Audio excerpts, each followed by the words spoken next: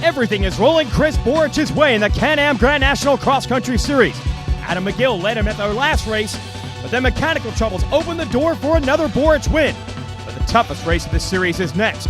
Can the Suzuki rider keep the momentum going?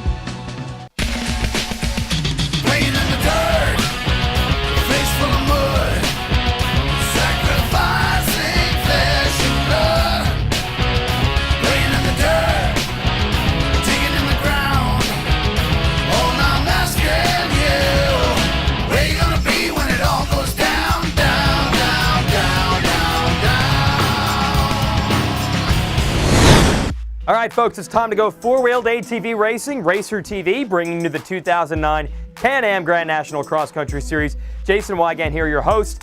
I hope you're ready. This is the most unique off-road race in the world. Round 9 of our tour, unlike anything else you're going to see in the GNCC series. We're racing at the Snowshoe Ski Resort in West Virginia for the MotorcycleUSA.com Snowshoe GNCC.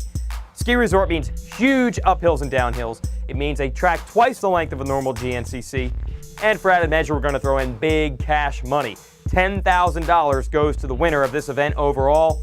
Hey man, forget the championship, forget the points, forget momentum. Just try to win this one and put the money in the bank and then enjoy your summer. So it's going to be interesting. Before we get started at Snowshoe, let's talk to some of our top riders and what they think about racing here at the ski resort. No, we're just looking for a championship. Going to go out here today and play it smart and just ride a good race, hopefully, and just keep the bike going at all time. And like you said, there's 10 grand on the line, but we're in a points race right now and a championship. And I mean, if I come out with the win and win 10 grand, that's awesome. But like I said, it's we're going for a points race here, and like I said, we're just going to get this Suzuki back up front and hopefully not do any mistakes. Well, honestly, I've tried to come in here not really thinking about the 10 grand, just trying to stay focused on getting some points and hopefully getting back in front of Chris for the points lead. I've been working hard, been staying at Bill's for the past few weeks, and just trying to stay on top of things. So the bike's working really well, everything's working good. I'm just gonna try to put the 10 grand out of my mind and go do some racing. Now the terrain is so steep here at Snowshoe that the GNCC track crew has a tough time making passable race courses. You don't want every single rider to get stuck out there, just 99%. So the goal today, double the track length. That'll give riders access to some more remote areas which offer up a little bit better racing. It's a 20-mile loop instead of the normal 10. That means teams are going to be a little confused as far as pit stop strategy, gas mileage, and the rest. And they'll also have to deal with the most unique start in all of racing. And you'll see what it looks like in just a second. Let's get down to the Snowshoe Village for the start of this race. All right, folks, here it is, the big one. We're going to start on a paved road with the engines on, completely different. And man, what scenery do we have here in West Virginia? A beautiful ski and golf resort. It's kind of a shame that these guys are going to have to get so darn muddy and ride down to the woods and they won't be able to see all this scenery. They line up in order of points. The top 5 riders in the series all line up on the start. You've got Balance, Cook, Kaiser, McGill, and on the inside, on the left, is Borich, our series points leader. $10,000 to the winner, $5,000 for second overall, and $3,000 for third. The biggest money race in the history of this series. Into the first turn we go, Borich leading the field through. Balance with a bad start, and they're gone. We go back to row number 2. These guys will have adjusted time on their side as they'll try to close that gap and win this thing in adjusted time and get the overall. See that row by himself. It's a little bit different when we get further back in points. We aren't lined up in order of points. Some other riders decide to run other classes today. The riders are on the starting line by themselves. There is Brian Lane, Chris Bithell, William Yoakley taking off, and we'll have our XC2 Pro class as well a few rows further back. Looks like Borich out front. This is what Snowshoe is really all about. Don't let the pavement fool you. And this is what it's really been all about this season. McGill chasing Borich, trying to get victories. And we go back a little further back. There is Kaiser, Cook, and Balance. It'll shake up quite a bit as this race goes forward, and it's going to get more and more difficult to tell who's who. These guys are going to get muddy. Here comes Brandon Summers through. And also that adjusted time factor is going to be a factor, I can guarantee it. As we see Don Ackerman come by on the Yamaha. And the rest of the contenders also. You see how dark it is back here in the woods. you've got massive tree roots, and that might actually be the toughest part of this entire race. The tree roots are almost like boulders in sections, and then you see on the hard pack stuff out here, all the rock underneath the surface. Just imagine how bad it is when it's muddy in the woods and you dig down beneath those rocks. Those rocks will feel like boulders in the real tough sections in the woods. A little bit of a change up there. McGill losing a few spots, and Boric as well. So Kaiser running strong early. And here comes Ackerman coming through next. You're going to see all sorts of changes here. This course breeds riders getting stuck, and to make it even more difficult, it's actually the longest lap we've had in a GNCC in a long, long time. It's also a very long lap. We're going to run two 10-mile loops where it is a 20-mile course altogether. And there you see McGill just trying to figure out where to go early on. One lap down in the books. McGill looks good out front. Boric is in second, but on a rough racetrack like this, we're just getting started. The big money is on the line. Who's going to take it at Snowshoe? Stay tuned.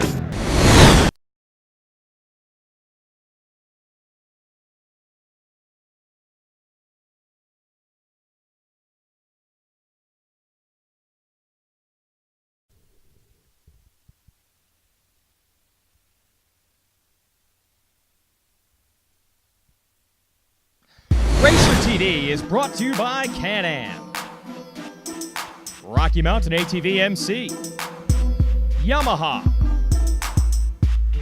and Honda Generators, the official generator of Racer TV. Adam McGill continues to lead here at Snowshoe. Chris Boric in the number 2 spot, but it's about to get interesting. There's Taylor Kaiser, the number 3 position. Kaiser admits this is not his favorite terrain. He would rather just get some consistent points today and then come fighting back the last 4 rounds of the championship. Coming to next, we see Jared McClure on the ATVRiders.com Privateer Yamaha. And next in the order is Brian Cook on the Hauser Racing Honda. Now, we've already completed the first 10-mile loop of this track. That's when the riders came to the finish. Now they'll loop onto the other 10 miles of the facility, and it's the first time we've ever raced there. They call it the Western Territory. Bill Balance and now Don Ackerman going by on their factory-back Yamahas, and it's totally different terrain. Listen to this.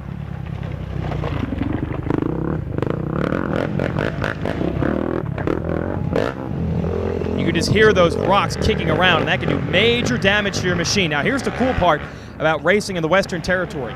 The riders will drop 1,000 feet in elevation as we see Ackerman coming by now on the gas, and I believe Ackerman has taken the lead. So something in the Western Territory on their way downhill has claimed McGill, Boric, and Kaiser, and it is Ackerman who's the first to hit the valley.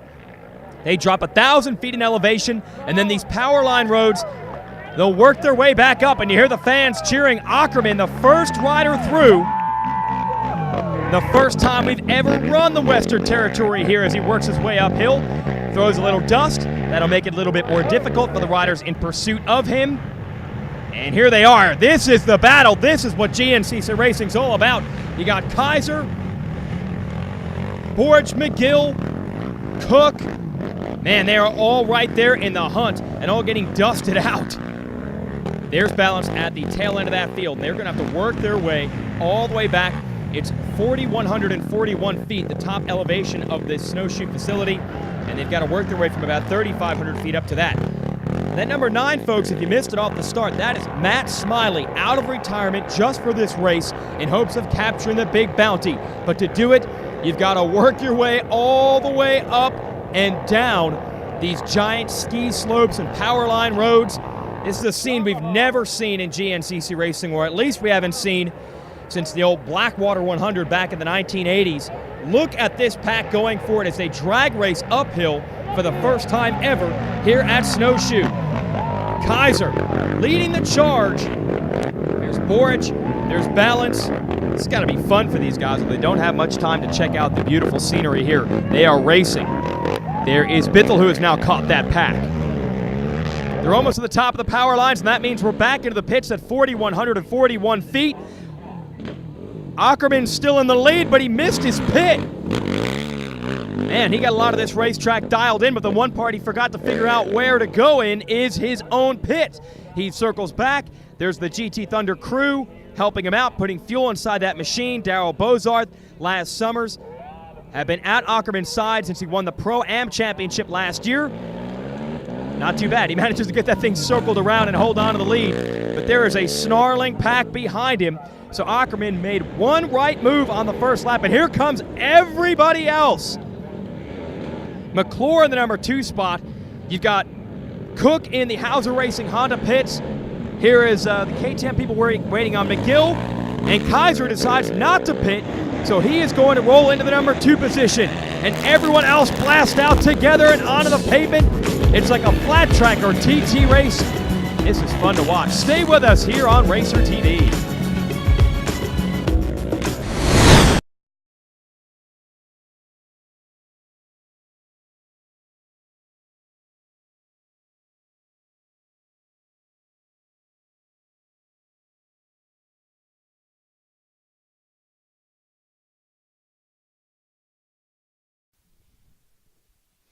Racer TV is brought to you by Can-Am, Rocky Mountain ATV MC, Yamaha, and Honda Generators, the official generator of Racer TV. Action continues from here at Snowshoe. Don Ackerman continues to lead the way.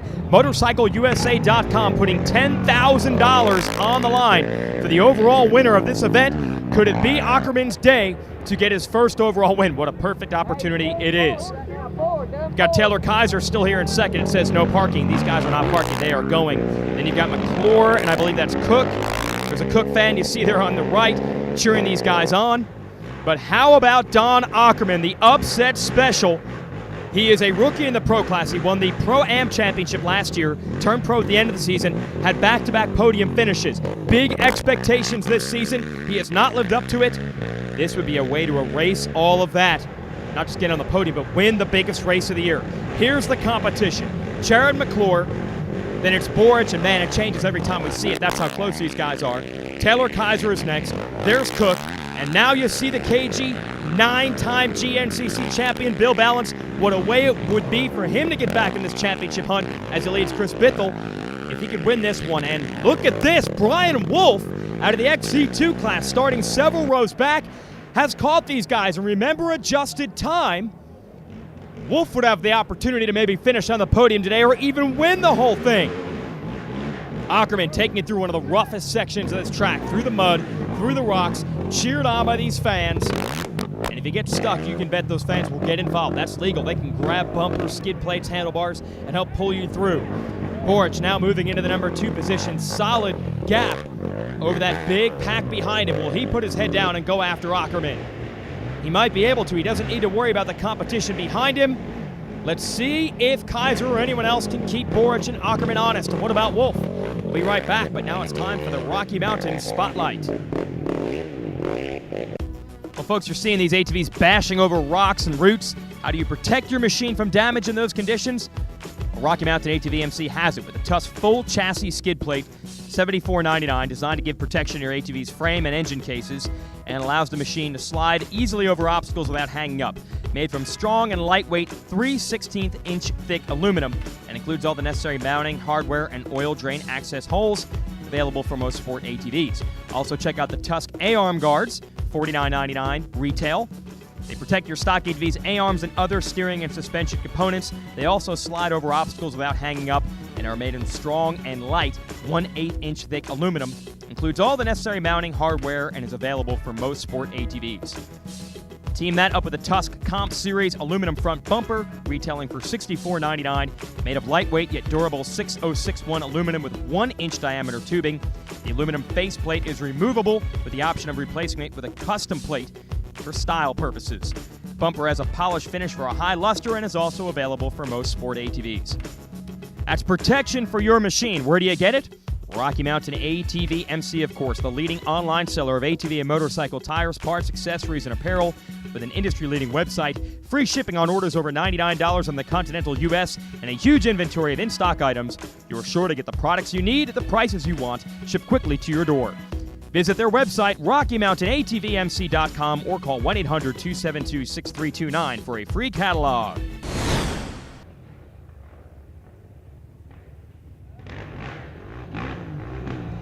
As time continues to expire here, Don Ackerman moving closer and closer to a $10,000 bounty, but Chris Borich moving closer and closer to passing him for the lead. Balance is third on the track. Here's McClure running strong in fourth. We want to talk about adjusted time, and this guy, Brian Wolf, who now unofficially is actually the race overall leader because of the 40 or so seconds he has on adjusted time since he started 4 rows back. Let's see who's leading the field now. It's still Ackerman. Now he has adjusted time also. He did not start on row 1, so Borich will have to pass him and pull away from him if he wants to win the overall. That's not going to be easy. Borich has got to worry about points. And on a racetrack like this, you hang it out, there will be repercussions. There's Jared McClure staying in the hunt. How long can Ackerman hold on with this kind of pressure? He is really pouring it on as he puts another lap led in the books. Borich stalking him. Then it's McClure coming through next. So the young guys like Ackerman and McClure have got a great opportunity to make some big money today. But here it is, Ackerman, major pressure being applied. Look at him wheeling, putting maximum power to the ground. This is getting heated up. We said every week on this show, anything can happen, but throwing the difficult, long racetrack and adjusted time, there's balance going by, and it is really throwing a wrench into things. And it's all working in favor of this man, Brian Wolf, privateer on the Yamaha, who is actually leading this thing on adjusted time, but he's got to deal with Ackerman, who's got to deal with Borich, and balance. How about Ackerman dealing with pressure from the 2 most established names in this game? And we're headed to the pits for the final time. Ackerman's in, Borich is in, and there is Balance. Who's got the quick reactions in the pits? It looks like Balance going to get out first. No, Borich just edges him, and again, the pit stops lead to the undoing of Ackerman. He's lost the lead. McClure in there getting fuel. Fans going crazy, everyone trying to help out.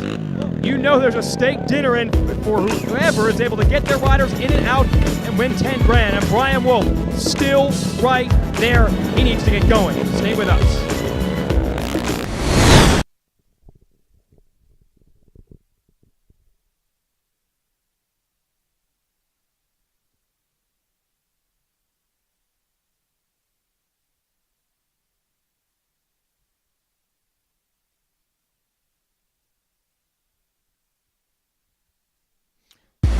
Is brought to you by Can-Am, Rocky Mountain ATV MC, Yamaha, and Honda Generators, the official generator of Racer TV. Here we go. The stretch, the clutch opportunity to win the money and the points. Chris Borich leading on the final lap of the MotorcycleUSA.com Snowshoe GNCC, but that is only the lead physically. He's got to pull away.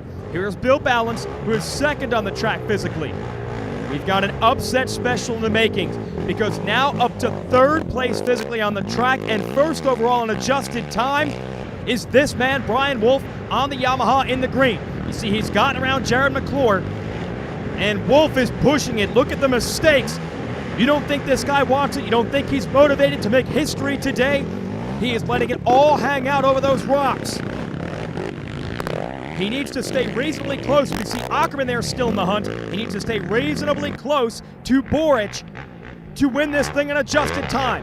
Borich would love to win the money. He's probably more concerned with having McGill, Kaiser, and Balance behind him. As for the overall series championship, those are the guys Borich is wrestling with. So I don't know how Borich is going to play it. We do know that Wolf's going to go all out. And here he is. Brian Wolf, I don't think he was on anyone's list, including his own, to win this thing, but that's what it's all about in this type of racing. It's the sport for the everyman, the privateer, the family guy, the guy who works a job during the week has got an opportunity to put his name in the history books as the first ever winner of this 20-mile, $10,000 to win GNCC. Borich crosses the line. He will win the XC1 class. Balance will take second, but the real question is, does Brian Wolf have it on adjusted time? Yes, he does. Brian Wolf makes history and wins Snowshoe. Let's go down to victory lane.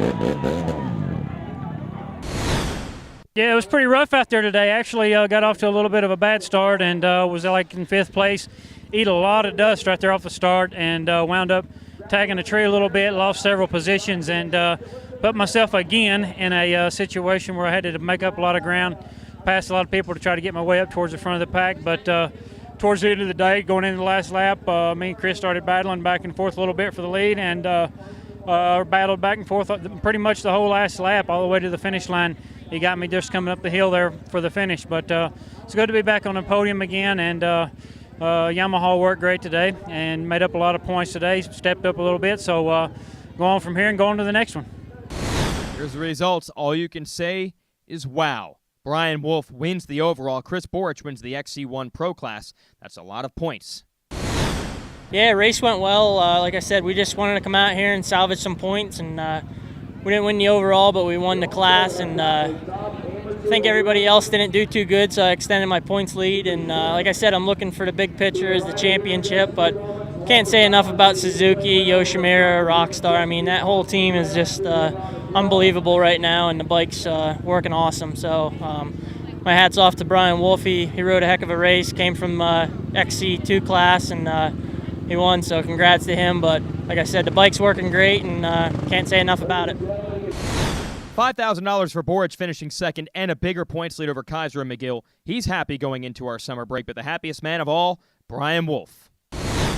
No, it'll definitely help, especially after how brutal this race was in the track and the rocks and the mud. I'm definitely going to have to go out and buy a new machine for to finish out the rest of the season to try to capture the XC2 Pro-Am Championship that we've been set out for. Well, here's how it went down in our Yamaha race recap. Borich leads the field through the first couple of turns on the pavement, but soon Don Ackerman was the man to beat. He took the lead, led for a long, long time. But the pressure was there. You know, in a GNCC, it's never easy. Look at this, the entire field in the pits at the same time. It's NASCAR style, seeing who could get it in and out. Borich eventually worked the pit stops into his favor to get the lead. Here he is battling with Ackerman. This duel just kept on going, and somewhere back there, Brian Wolf making up time. He got in the third place physically on the track, and that was close enough to Borich and balance on adjusted time to win the overall. Shades of the old Blackwater 100 GNCC, a race so gnarly that anything could happen and anyone could win, and that's exactly what happened today. I'm Jason Wygant. Thanks for watching.